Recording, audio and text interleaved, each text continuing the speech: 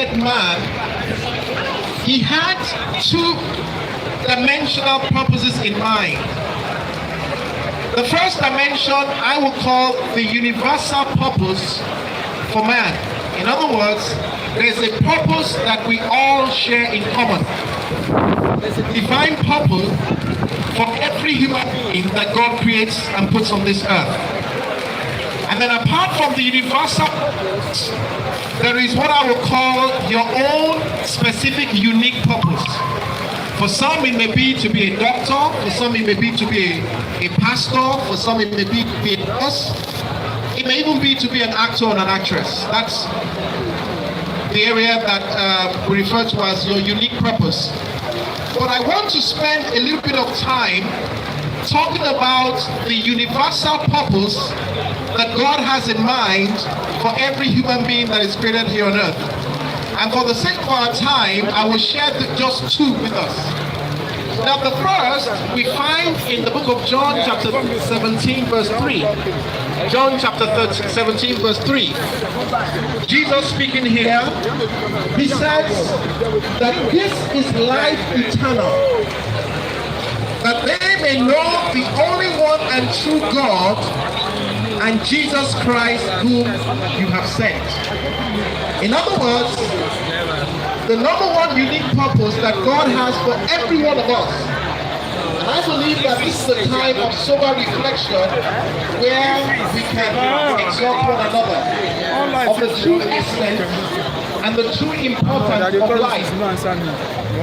The first purpose that God has in mind for creating us is that we may know Him, that we may know God, our Creator. And the only way that we can know God, our Creator, is to know His Son Jesus that He has sent. Jesus put it one way in John chapter 14 verse 6. He says, I am the way, the truth, and the life, and no one can come to God the Father except through Him. So the first universal purpose that God has in mind for every one of us is that we know Him. And I want to challenge every one of us tonight. The question is, do you know God? It's one thing to know about someone, but it's another thing to know someone. If I was to ask us here tonight, how many of us know about Muhammad Buhari? I'm sure that everybody will raise their hands up. Yes, we know that he's the president of the Federal Republic of Nigeria. But if I was to probe deeper and ask a more intimate question, how many of us know his favorite food? How many of us know his favorite color? How many of us know his favorite pastime, his favorite hobbies?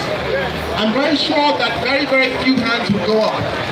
Now, the only one that will probably know the answers to those questions are only those who are close and intimate with him. For example, maybe his wife or his immediate children. So God wants a unique relationship with him where we know him intimately. Not know about him, not know about his works, what he can do, but to truly know God. So that's the first and number one universal purpose that God has in mind.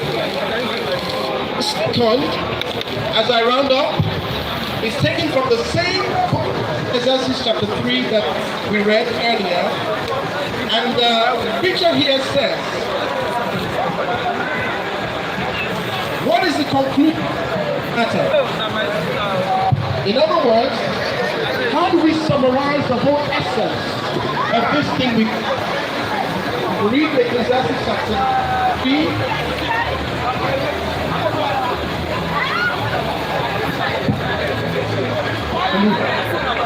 Ecclesiastes chapter 12, 13 and 14. Someone speaking here says, what conclusion of the whole matter? What is the essence of our being here on earth? And it concludes by saying two things. Number one is to fear God, but two is to keep His commandments. So we're here tonight to celebrate the life of Ada Ameh. We're here to Ada Ameh. We're here to celebrate the impact that she has left on humanity.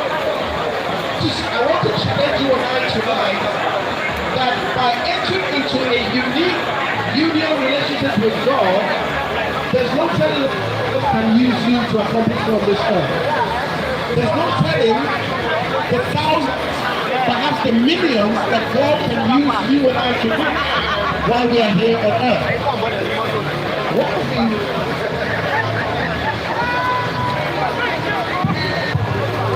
One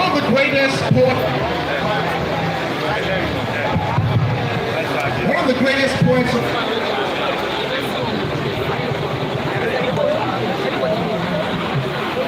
a man that I'm sure that most of them,